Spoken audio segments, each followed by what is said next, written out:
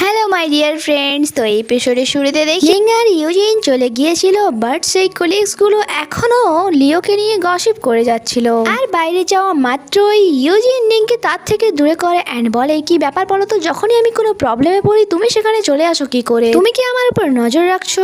Ning বলে, আগের দিন আমি তোমায় যা বলেছিলাম তা নিয়ে কিছু ডিসকাস করতে এসেছিলাম, বাট দেখো আবারও আমি তোমার হেল্প করে দিলাম। আর যা শুনে ইউজিন তাকে থ্যাঙ্কস বলে আর বলে 3 লাখ কোনো ব্যাপার নয়, এটা আমি টাইমে তোমাকে দিয়ে দেব। আর যা শুনে নিং তো হাসে আর বলে যে আচ্ছা তাই বুঝি, কতদিন লাগবে তোমার এই টাকাটা আমাকে শোধ করতে? আর থেকে আমি তোমার একটা ভালো অফার দিচ্ছি, তুমি আমার প্রপোজাল অ্যাকসেপ্ট করে দেবো, বাট শুধু একটু টাইম লাগবে। আর হ্যাঁ, তোমার টাকা ফিরিয়ে দেওয়ার পর তারপর।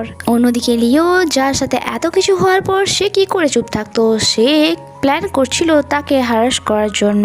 নেক্সট ডে ইউজিন যখন অফিসে যায়, লিও তার পথ আটকে বলে যে তোমাকে কোম্পানি থেকে ফায়ার করে দেওয়া হয়েছে, এই মেসেজটা কি তোমার কাছে যায়নি যে তুমি আবারও তোমার মুখ নিয়ে কোম্পানিতে চলে এসছো? ইউজিন বলে যে তুমি আমাকে ফায়ার করার কে? লিও বলে হয়তো তুমি জানো না আমি হাং ফ্যামিলির মেয়ে, সেই জন্য তোমাকে ফায়ার করার জন্য আমার হাতে পাওয়ার আছে।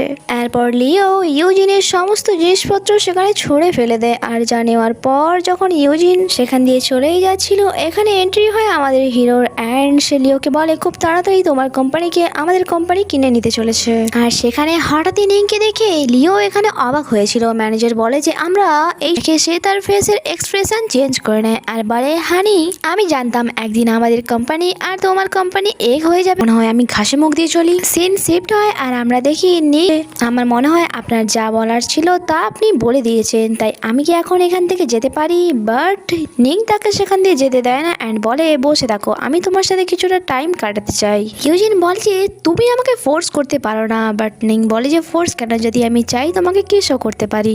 আর এইসব কথা বাইরে দাঁড়িয়ে থাকা ম্যানেজারও শুনছিল আর সেটাই ভাবছিল যে আমাদের বস এত কথা বলে আমার জানা ছিল না। তারপর কেবিনের ভিতরে কিছু আওয়াজ হলে ম্যানেজার গিয়ে ভেতরে গিয়ে দেখে অবাক হয় আর ভাবে যে তারা দুজন এত ক্লোজ কি করে চলে এলো। অ্যান্ড এখানে নিং তাকে ইশারা করছিল যাতে সে বাইরে চলে করেনি, সেই জন্য আপনার বাসাকে আমরা সিল করতে যাচ্ছি। সে রাস্তা থেকে হেঁটে যাচ্ছিলই তখনই তার কাছে নিংকের কার এসে দাঁড়ায় অ্যান্ড বলে কারে বসো, আমি তোমায় ড্রপ করে দিচ্ছি। ইউজিন যখন তার সাথে যাচ্ছিল সে নিংকে বলে যে তুমি কি আমাকে কিছু টাকা দিয়ে হেল্প করতে পারবে? নিং বলে আমি কোনো দানি নই, আমি একজন বিজনেসম্যান, তাই আমি ডিল ছাড়া কিছুই করি না, আর যদি তোমার টাকার দরকারই হয় তাহলে তোমাকে আমার গার্লফ্রেন্ড হতে হবে, তাই আমি তোমাকে ভাবার জন্য আরো একবার সুযোগ দিচ্ছি। অ্যান্ড যখন তার কার থেকে ইউজিন চলে যায় সে তার ম্যানেজারকে কল করে খোঁজ নিতে বলে যে ইউজিনের কি হয়েছে। এরপর আমরা দেখি লিও আর ওয়ানশুক ইউজিনের বাসার সামনে দাঁড়িয়েছিল। এখানে ওয়ানশুক লিওকে বলে যে সত্যি তোমার মাথায় বুদ্ধি আছে, কোনো টাকা না দিয়েই তার বাসাটা আমরা কিনে নিলাম। আর আমরা এখানে জানতে পারি অ্যাকচুয়ালি ওয়ানশুকই সেই ব্যক্তি যে ইউজিনের নামে সরকারের লোন নিয়েছিল আর ইউজিনের বাসাকে বন্ধক রেখেছিল, আর সেটাও বলেছিল যে টাইমে লোন শোধ করে দেবে, বাট সে তার কথা রাখেনি। সিন শিফট হয় আর ওয়ানশুক সে লোকেদের বলে যে এই সব কিছু জিনিস এখান দিয়ে ছুঁড়ে বাইরে ফেলে দাও। আর ওই লোকগুলি সবের প্রথম সেখানে থাকা একটি ফ্লাওয়ার টাবে যখন হাত দেয়, ইউজিন বাইরে এসে বলে এই টাবটিতে কেউ হাত দেবে না, অ্যাকচুয়ালি এই ফ্লাওয়ার টাবটি তার মৃত মম ড্যাডের শেষ চিহ্ন ছিল।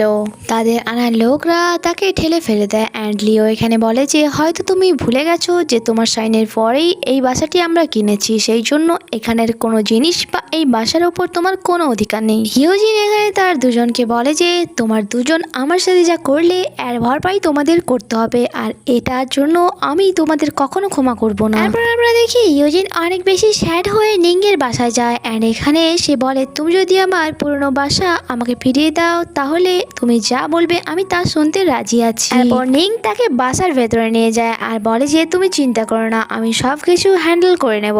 এরপর সে তার ম্যানেজারকে কল করে অর্ডার দেয় যে 2 ঘন্টার মধ্যে ইউজিনের পুরনো বাসা বাঁচানোর জন্য ডিল ডান চাই আমার।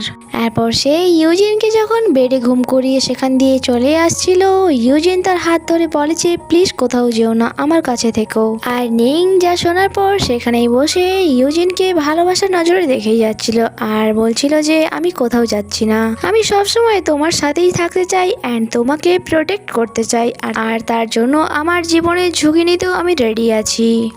এরপর আমরা মর্নিং এর সিন দেখি, যেখানে ইউজিনের যখন চোখ খুলে সে তার পাশে নিংকে এভাবে শুয়ে থাকতে দেখে অবাক হয়ে যায়, আর সে বলে তুমি আমার সাথে কাল রাতে কি করেছো। আর এখানে নিং তাকে তার অনেক বেশি ক্লোজ করে বলে যে সকাল সকাল এত ইমোশনাল হওয়া আমাদের হেলথের জন্য ক্ষতিকারক। আর যদি তুমি জানতেই চাও যে আমি তোমার সাথে কি করেছি তাহলে শোনো, আমি তোমার শুধুমাত্র ড্রেসই চেঞ্জ করেছি, তোমার কি মনে হয় আমার আরো কিছু করার দরকার ছিল।